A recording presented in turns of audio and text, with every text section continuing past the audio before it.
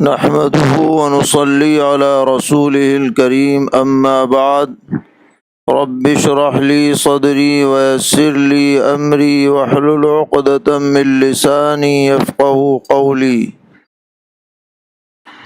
دینی رہنمائی کی 28ویں مجلس میں تمام ہی سامعین کرام کی خدمت میں السلام علیکم ورحمۃ اللہ وبرکاتہ،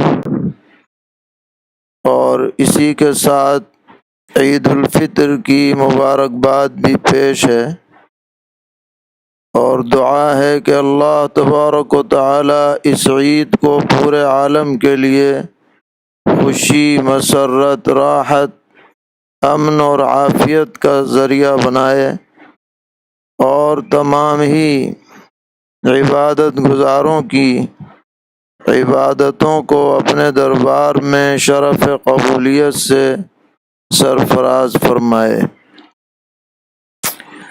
آج کی مجلس میں ایک سوال یہ کیا گیا ہے کہ عید کی رات میں عبادت کرنے کا کیا حکم ہے؟ تو ہماری فقہی کتابوں میں یہ بات لکھی گئی ہے کہ عیدین کی رات میں عبادت کرنا مستحب اور پسندیدہ ہے، لیکن اس میں کوئی خاص عبادت متعین نہیں ہے، جس میں آپ کا جی لگے وہ آپ کر سکتے ہیں۔ نوافل پڑھیں، خاص طور پر تہجد کا اہتمام کریں، جی چاہے تو صلاۃ التسبیح پڑھ لیں، قرآن پاک کی تلاوت کریں، ذکر اذکار میں مشغول رہیں، الغرض جس عبادت میں جی لگے، بشاشت ہو، انفرادی طور پر اس میں مشغول رہ سکتے ہیں۔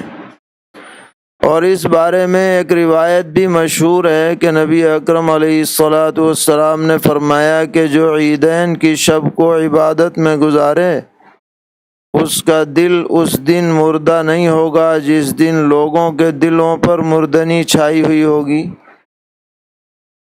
تو یہ روایت اگرچہ بہت مشہور ہے لیکن سنداً بہت ضعیف ہے۔ بہرحال عبادت کرنے میں حرج نہیں ہے، اللہ تبارک و تعالی سب کی عبادات کو قبول فرمائیں۔ ایک سوال اور کیا گیا ہے، اور وہ ایک میسج سے متعلق ہے جو آج کل وائرل ہو رہا ہے۔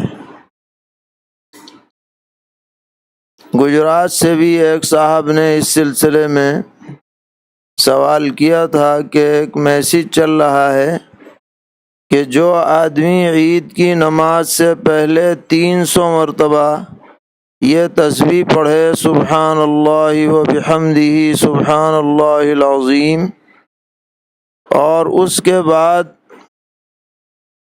اپنے مرحومین کے لیے اس کا ثواب پہنچائے، تو جن جن کو ثواب پہنچائے گا ہر ایک کی قبر میں 1000 نور داخل ہوں گے، اور یہ ثواب پہنچانے والا جب انتقال کر جائے گا تو اس کی قبر میں بھی 1000 نور داخل ہوں گے۔ اس طرح کا ایک میسج چل رہا ہے، اور ہم نے وہ میسج خود پڑھا۔ اس روایت کو نقل کرنے کے بعد نیچے نوٹ لگا رکھا ہے کہ یہ پیاری تسبیح بخاری شریف کی آخری حدیث میں بھی منقول ہے۔ اس نوٹ سے ایسا باور کرایا جاتا ہے کہ گویا یہ پوری فضیلت والی بات بھی بخاری شریف میں مذکور ہو، دیکھنے والا یہی سمجھے گا۔ حالانکہ جب تحقیق کی گئی تو پتہ چلا کہ اس طرح کی کوئی روایت نہ تو صحیح حدیث میں ہے نہ ضعیف حدیث میں ہے، بلکہ حدیث کی کسی کتاب میں اس طرح کی فضیلت کا ذکر ہے ہی نہیں۔ بس ایک کتاب ہے جو رطب و یابس مواد پر مشتمل ہے، جس کا نام ہے نزہۃ المجالس و منتخب النفائس، علامہ صفوری رحمۃ اللہ علیہ کی۔ اس میں یہ روایت ذکر کی گئی ہے بلا کسی حوالے کے، اور خود یہ کتاب معتبر نہیں ہے تو اس کا حوالہ کیسے معتبر ہو سکتا ہے؟ اس لیے اس تسبیح کو تو پڑھنے میں حرج نہیں ہے، آپ 300 کے بجائے 3000 مرتبہ پڑھ لیں، کوئی حرج نہیں، لیکن جو فضیلت اس کی بتلائی گئی ہے اس فضیلت پر اعتبار نہیں کیا جا سکتا، اس کا لحاظ رکھنا چاہیے، اور کوئی بھی بے سند بات حدیث کے نام سے لوگوں میں جاری نہیں کرنی چاہیے۔ اس کے بارے میں نبی اکرم علیہ الصلاۃ والسلام نے بہت ہی سخت وعیدیں ارشاد فرمائی ہیں کہ جو شخص میری طرف کسی غلط بات کی نسبت کرے، جھوٹی بات کی نسبت کرے، گویا وہ اپنا ٹھکانہ جہنم میں بنا رہا ہے۔ اس لیے تسبیحات پڑھیں، تکبیرات پڑھیں اور دیگر اذکار پڑھیں، اس میں حرج نہیں، لیکن ایسی فضیلتیں جو من گھڑت ہوں ان کو لوگوں میں ہرگز نہ پھیلائیں، اس میں ضرور احتیاط کرنی چاہیے۔ ایک سوال یہ ہے کہ عید کے دن کے مسنون اعمال کیا ہیں؟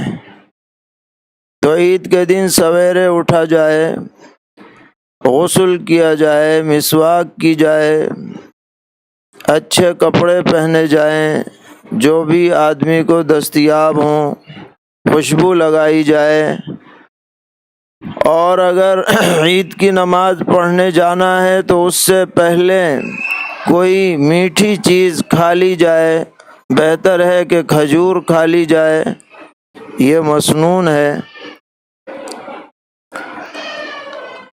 ان چیزوں کا اہتمام ہونا چاہیے اور تکبیر کی کثرت ہو، اللہ اکبر اللہ اکبر، لا الہ الا اللہ، اللہ اکبر وللہ الحمد۔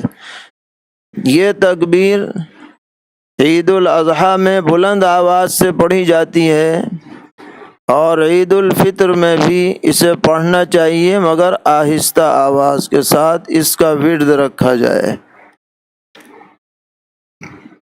پوچھا ہے کہ موجودہ ماحول میں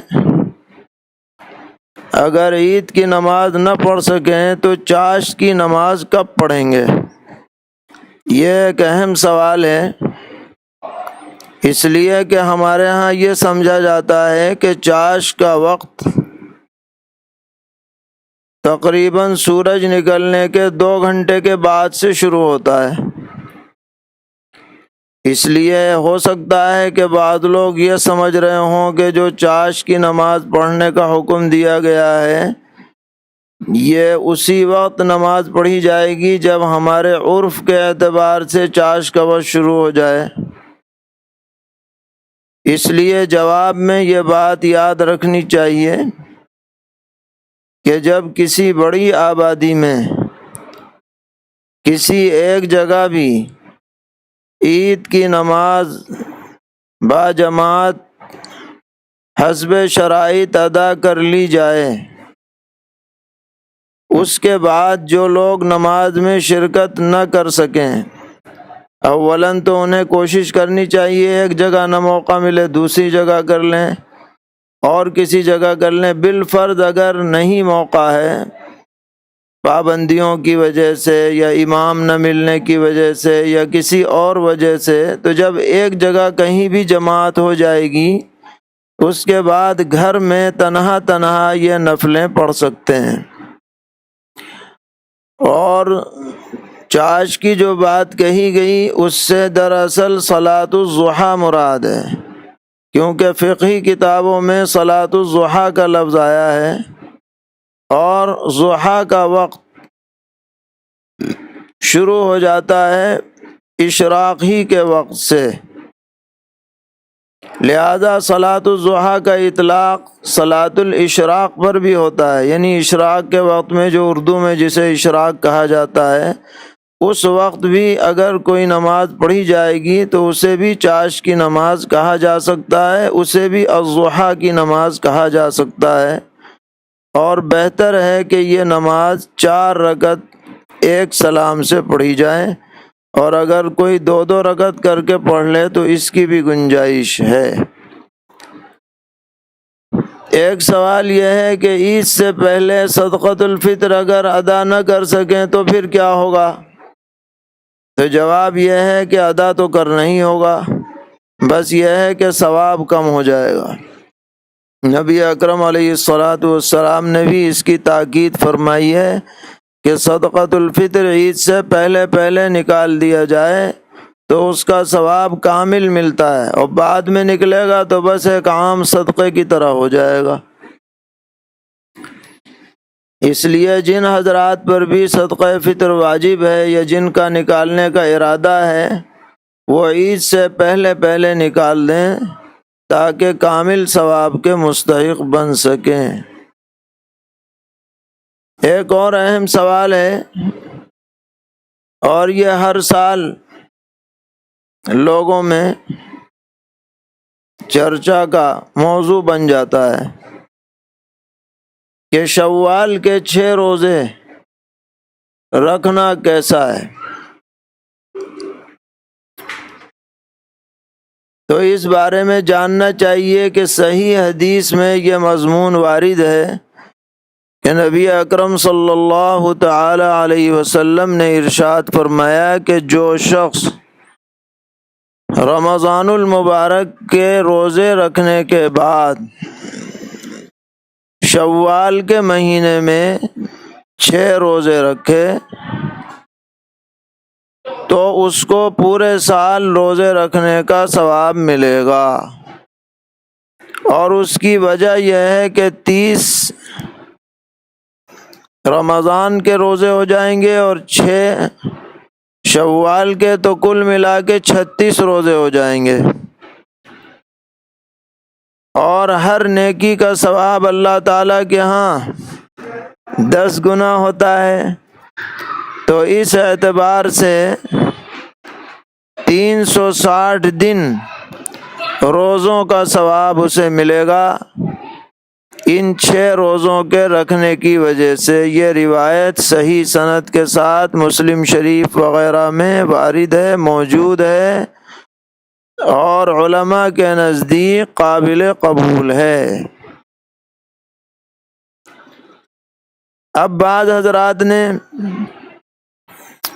حضرت امام مالک رحمۃ اللہ علیہ کی طرف یہ بات منسوب کر دی یا ان کے کلام سے یہ بات اخذ کی کہ گویا کہ یہ 6 روزے رکھنا شریعت میں منع ہے، ممنوع ہے یا بدعت ہے۔ تو اس بارے میں سمجھنا چاہیے کہ جہاں پر حضرت امام مالک رحمۃ اللہ علیہ کا قول بیان کیا گیا ہے، اس کی توجیہ حضرات محدثین نے یہ فرمائی ہے کہ یہ اس صورت میں ہے جب کہ عید الفطر کو بھی روزے کے اندر شامل کر لیا جائے، یعنی جو 6 روزے رکھنے شروع کریں تو عید الفطر کو بھی اس میں شامل کر کے رکھے تو ظاہر ہے یہ منع ہی ہوگا، کیونکہ عید الفطر کے دن روزہ رکھنا ممنوع ہے۔ یا دوسری توجیہ یہ کی جا سکتی ہے کہ عید کے اگلے دن روزہ رکھنے کو ضروری سمجھے کوئی شخص تو ممنوع ہے، تو کہیں ایسا نہ ہو کہ رمضان المبارک کے روزوں کے اندر اضافے کی سی صورت نہ ہو جائے کہ عام ماحول ہی بن جائے اور لوگ اسی کو ایسا ضروری سمجھنے لگیں جیسا کہ فرض ہوتا ہے۔ تو الغرض جہاں ایسا کوئی مفسدہ پایا جائے تو اس مفسدے کی نکیر کی جائے گی، نہ کہ روزوں کو ممنوع قرار دیا جائے۔ اور اس بارے میں جو حضرت امام ابو حنیفہ رحمۃ اللہ علیہ کی طرف کراہت کی نسبت کی گئی ہے، تو علامہ شامی رحمۃ اللہ علیہ نے اس کی وضاحت فرمائی ہے کہ ایک بڑے حنفی فقیہ ہیں علامہ قاسم ابن قطلوبغہ، انہوں نے ایک رسالہ اسی موضوع پر لکھا اور اس میں یہ ثابت کیا کہ امام صاحب کی طرف کراہت کی نسبت قطعاً غلط ہے، غیر معتبر ہے، بے سند ہے۔ حضرت امام ابو حنیفہ رحمۃ اللہ علیہ اس طرح کے روزوں کی کراہت کے ہرگز قائل نہیں۔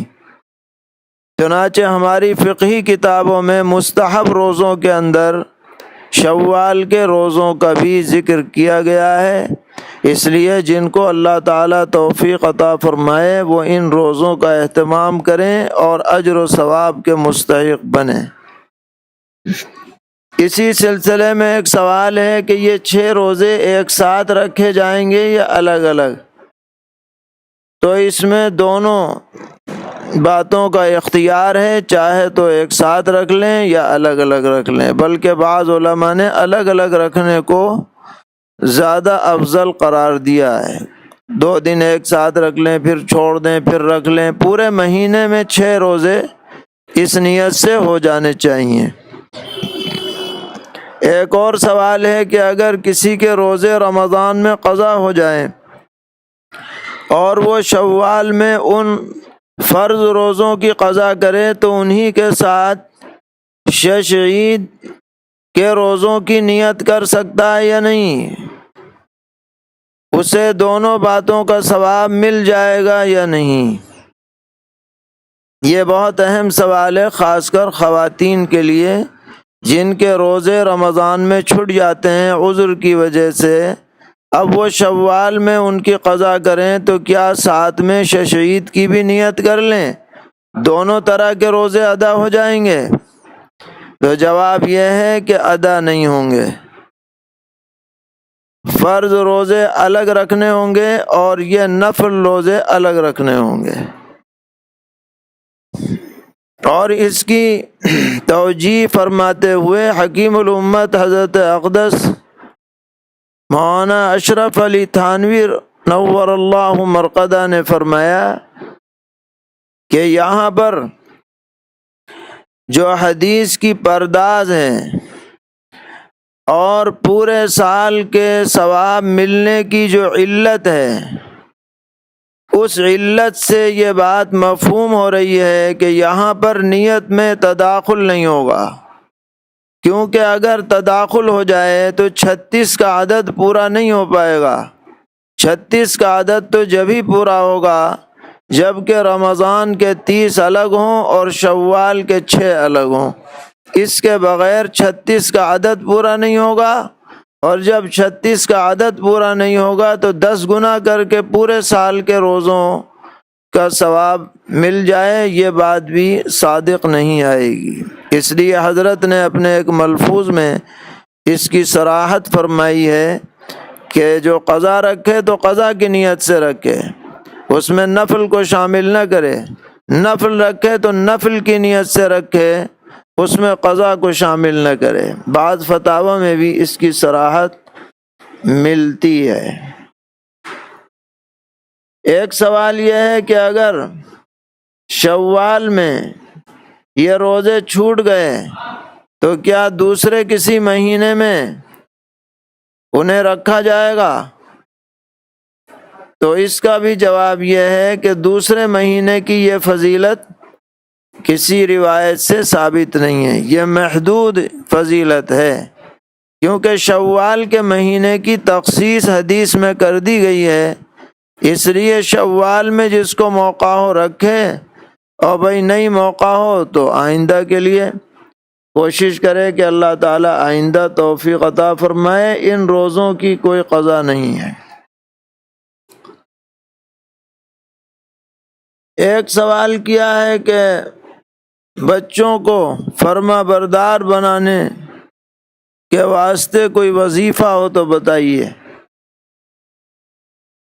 تو اس بارے میں ایک دعا ہے سورہ فرقان کے آخری رکوع میں، ربنا هب لنا من ازواجنا وذرياتنا قرة اعین واجعلنا للمتقین اماما، جس کا ترجمہ یہ ہے کہ اے ہمارے رب، ہمیں ایسے جوڑے اور ایسی اولادیں عطا فرمائیے جو ہماری آنکھوں کی ٹھنڈک بنے، اور ہمیں متقیوں کا امام بنا دیجیے۔ اس دعا کا ہر نماز کے بعد معنی کے استحضار کے ساتھ ورد رکھیں تو انشاءاللہ اولاد اور گھر والے آنکھوں کی ٹھنڈک بنیں گے اور خیر ظاہر ہوگی انشاءاللہ۔ ایک سوال پہلے بھی کیا گیا تھا، ایک درود شریف کا جملہ ہے، جزا اللہ عنا محمدا ما هو اہلہ، کہ اس کو پڑھنے والے کو اتنا ثواب ملے گا کہ فرشتے 70 دن تک لکھتے لکھتے تھک جائیں گے۔ تو اس وقت بھی بتایا گیا تھا کہ یہ روایت بالکل ضعیف ہے۔ ہانی ابن المتوکل ایک راوی ہے، اس نے اسے نقل کیا ہے، محدثین اس کو بالکل غیر معتبر مانتے ہیں، لیکن جو الفاظ ہیں جزا اللہ عنا محمدا ما هو اہلہ، شاندار الفاظ ہیں، درود شریف کے بہترین الفاظ ہیں، ان کا ورد رکھنے میں حرج نہیں، مگر حدیث کے طور پر ان کو نہ پڑھا جائے۔ حدیث سے تو جو صحیح سندوں سے درود شریف منقول ہیں جو نماز میں پڑھے جاتے ہیں، وہ بطور حدیث کے پڑھے جائیں کیونکہ ان کی سند واضح ہے۔ ایک سوال یہ ہے کہ ہمارے موبائل میں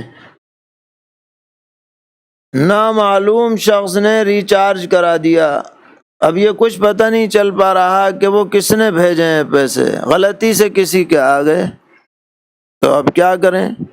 جواب ہے کہ تلاش کریں، کوشش کریں، اگر پتہ چل جائے تو اس کو مطلع کریں یا اس کو اتنے پیسے ادا کریں، اگر نہیں پتہ چلا تو اتنے پیسے صدقہ کر دیں اس کی طرف سے۔ ایک سوال ہے کہ کیا میاں بیوی کی تعیین اللہ تعالیٰ کی طرف سے مقرر ہوتی ہے؟ خالی میاں بیوی ہی کا کیا معاملہ؟ دنیا کی تو ہر بات جو پیش آ چکی، جو آ رہی ہے، جو آئے گی، سب اللہ تعالیٰ کی طرف سے مقرر ہے۔ اللہ کے علم سے کوئی چیز باہر نہیں ہے، بے علم تو ہم لوگ ہیں، اللہ تبارک و تعالی تو اگلی پچھلی سب باتوں سے باخبر ہیں، لہذا اللہ کو علم ہے کہ کس کا رشتہ کس سے ہوگا، کیسے ہوگا اور کس طرح ہوگا اور کیسے ان کی زندگی گزرے گی۔ اللہ کے علم سے کوئی چیز باہر نہیں۔ ایک سوال یہ ہے کہ آیت کریمہ کا جو ختم کیا جاتا ہے تو بعض لوگ کہتے ہیں کہ اسے حاملہ عورت نہ پڑھے کیونکہ یہ آیت گرم ہے، تو شریعت میں ایسا کچھ نہیں ہے۔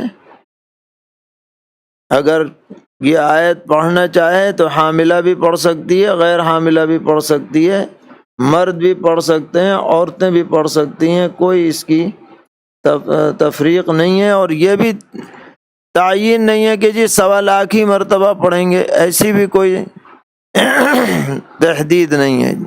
کم پڑھو، زیادہ پڑھو، ایک مجلس میں پڑھو، الگ الگ مجلس میں پڑھو، سب کی گنجائش ہے۔ اگر گھر میں مہمان ہو تو دسترخوان پر پہلے میزبان کو کھانا چاہیے، اس کی کیا حقیقت ہے؟ کھانا چاہیے یہ بات اس طرح نہیں ہے، بلکہ یہ ہے کہ میزبان کی اجازت سے کھانا شروع کرنا چاہیے، یہ آداب میں سے ہے کہ جب دسترخوان بچھایا جائے تو جب تک میزبان نہ کہے کہ شروع کیجئے، مہمانوں کو خود شروع نہیں کرنا چاہیے، یہ آداب میں سے ہے۔ ایک صاحب نے پوچھا ہے کہ مشہور ہے کہ 4 نبی ایسے ہیں جو ابھی بھی ظاہری طور پر زندہ ہیں، 2 آسمان پر حضرت ادریس علیہ السلام اور حضرت عیسیٰ علیہ السلام، اور دو زمین پر حضرت الیاس علیہ السلام اور حضرت خضر علیہ السلام۔ تو یہ بات کہاں تک درست ہے؟ دیکھیے، ان چار میں سے سیدنا حضرت عیسیٰ علیہ السلام کے بارے میں تو حتمی طور پر قرآن پاک کی آیات سے بھی اور احادیث شریفہ سے بھی یہ معلوم ہوتا ہے کہ حضرت عیسیٰ علیہ السلام زندہ آسمان پر تشریف فرما ہیں، اور قیامت کے قریب ان کا نزول ہوگا، ضرور ہوگا، بالضرور ہوگا، یقینی طور پر ہوگا، اس میں کوئی شک شبے کی گنجائش نہیں ہے۔ یہ ایسا عقیدہ ہے جس کا انکار قطعاً درست نہیں، اور حضرت عیسیٰ علیہ السلام ہی کے ذریعے سے دجال کو مارا جائے گا۔ یہ اہل سنت والجماعت کا متفقہ عقیدہ ہے۔ لیکن اس میں جو دیگر انبیاء علیہ السلام کا ذکر کیا گیا ہے، حضرت ادریس علیہ السلام یا حضرت الیاس علیہ السلام، اس بارے میں کوئی معتبر بات نہیں ہے۔ زیادہ تر حضرات نے لکھا کہ یہ اسرائیلی روایات ہیں جن کی ہم نہ تصدیق کر سکتے ہیں نہ تکذیب۔ اسی طرح حضرت خضر علیہ السلام کا معاملہ بھی پوشیدہ ہے۔ اللہ تبارک و تعالی ہی کو علم ہے کہ وہ کہاں ہیں اور کس حالت میں ہیں۔ ہم اس کے مکلف نہیں ہیں کہ ان باتوں کی کھود کرید کریں۔ قیامت میں ہم سے اس بارے میں کوئی سوال ہونے والا نہیں ہے۔ اللہ تعالی نے حضرت خضر علیہ السلام کو امور تکوینیہ عطا فرمائے ہیں، علم تکوینی عطا فرمایا ہے، جو ہم لوگوں کی نظروں سے اوجھل ہے۔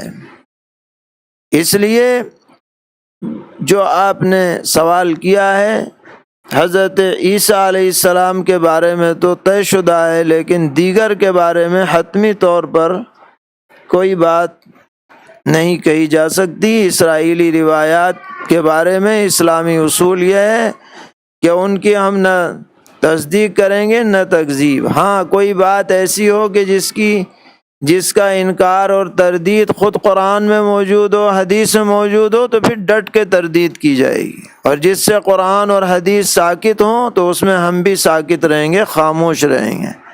ہو سکتا ہے ایسا ہو سکتا ہے ایسا نہ ہو، اللہ کو معلوم ہے۔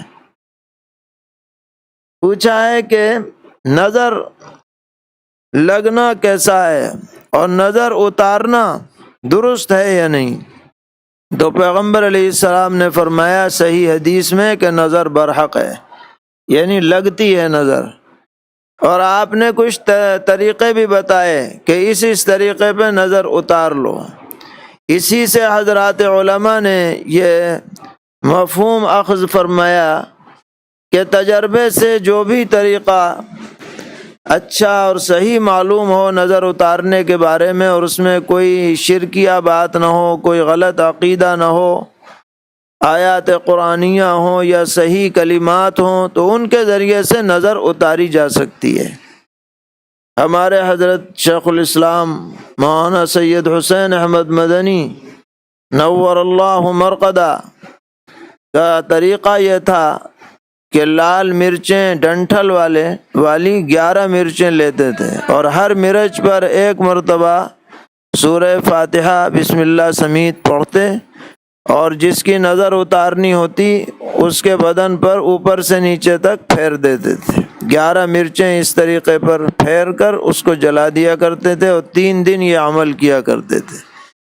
ہمارے ہاں اس پر عمل اب بھی ہوتا ہے، بچے روتے ہوئے ہوتے ہیں، نظر اتار دی جاتی ہے، پرسکون ہو جاتے ہیں اور ہنسنے کھیلنے لگتے ہیں، یا نیند آ جاتی ہے۔ کوئی بیماری ہوتی ہے، اللہ تعالیٰ کے کلام میں بڑی برکت ہے، اللہ تعالیٰ اس کو بھی دور فرما دیتے ہیں۔ تو الغرض کوئی جائز حدود میں رہ کر کے نظر اتارے تو اس میں کوئی حرج نہیں ہے۔ ایک سوال یہ ہے کہ میں ایک کمپنی میں کام کرتا ہوں جس میں اپنے کام کو پاس کرانے کے لیے لازمی طور پر جھوٹ کا سہارا لینا پڑتا ہے۔ اگر میں کام پاس نہ کرا سکوں تو کمپنی مجھے نکال دے گی، لیکن اس کام کی بنا پر دل میں کدورت رہتی ہے، تو ہم جھوٹ بولنے کی اجازت کیسے دے سکتے ہیں؟